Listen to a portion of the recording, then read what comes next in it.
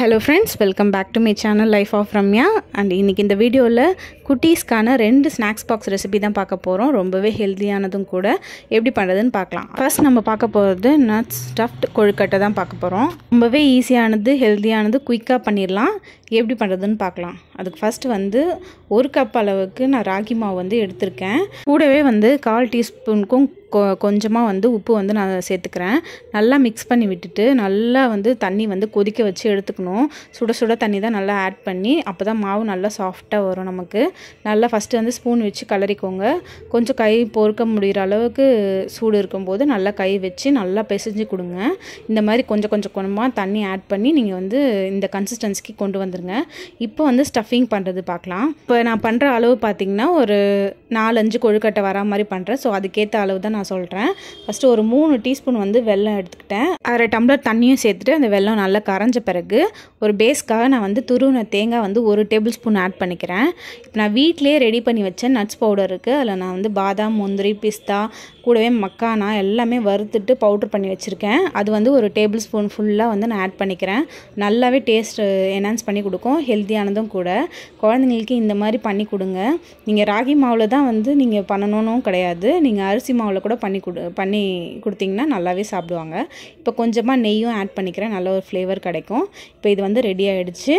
இப்போ நீங்கள் வந்து எப்படி உங்களுக்கு என்ன மாதிரி ஷேப் வேணுமோ அதுக்கு ஏற்ற மாதிரி நீங்கள் ரெடி பண்ணிக்கலாம். என்கிட்ட இந்த ஷேப் இருந்தது. ஸோ அதுக்கேற்ற மாதிரி நான் மாவும் வச்சுட்டு உள்ளே அந்த ஸ்டஃபிங்கும் வச்சுட்டு ப்ரெஸ் பண்ணி எடுத்துக்கிட்டேன். அழகாக வந்துடும். ஸோ இது வந்து டோட்டலாக நம்ம ஆப்ஷன் தான். உங்களுக்கு என்ன மாதிரி ஷேப் வேணுமோ அது மாதிரி போட்டு எடுத்துக்கோங்க. இப்போ நான் வந்து ஒரு பாத்திரத்தில் தண்ணி வந்து நல்லா சூடு பண்ணிவிட்டு இட்லி பாத்திரம் வச்சு அதில் இந்த கொழுக்கட்டையும் வச்சு ஒரு 20 மினிட்ஸ் நல்லா வேக வச்சு எடுத்துக்கிட்டேன். சூப்பராகவே ரெடி ஆகிடுச்சு ஸ்நாக்ஸ் பாக்ஸ்க்கு. இது கண்டிப்பாக ட்ரை பண்ணி பாருங்கள். நெக்ஸ்ட் நம்ம பார்க்க போகிறது ஹெல்த் மிக்ஸ் வச்சு ஒரு குக்கீஸ் ரெசிபி தான் பார்க்க போகிறோம்.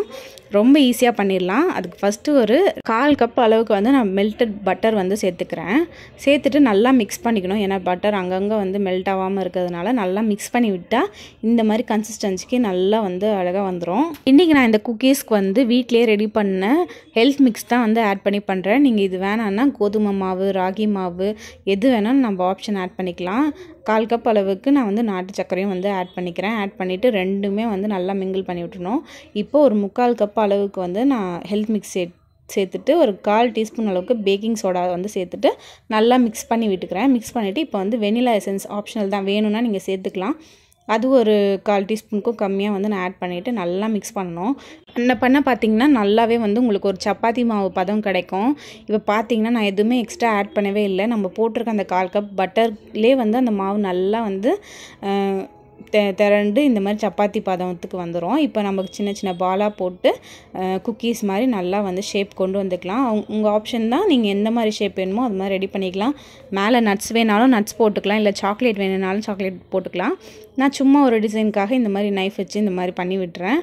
மேலே வேணும்னா நீங்கள் நட்ஸ் போட்டுக்கலாம். நம்ம ஆப்ஷன் எது வேணாலும் போட்டுக்கலாம். ஒரு 3/4 கப்பு எடுத்த ஹெல்த் மிக்ஸுக்கு பார்த்திங்கன்னா கிட்டத்தட்ட எனக்கு ஒரு 5-6 குக்கீஸ் வந்திருக்கு. நான் ஆல்ரெடி அதிலே ஏலக்காய் பவுடர்லாம் ஆட் பண்ணியிருக்கிறதுனால நான் எதுவும் எக்ஸ்ட்ரா சேர்த்துக்கல. அது ஃப்ளேவரே நல்லா கிடச்சிது. இப்போ ஒரு பிளேட்டில் வந்து கீயோ பட்டரோ எதனா சேர்த்துட்டு இந்த மாதிரி வந்து குக்கீஸ்லாம் அரேஞ்ச் பண்ணிவிட்டு அவன் இருக்கிறவங்க அவனில் வச்சுக்கலாம். இல்லை நான் வந்து இன்றைக்கி கடாயிலே தான் பேக் பண்ண போகிறேன்.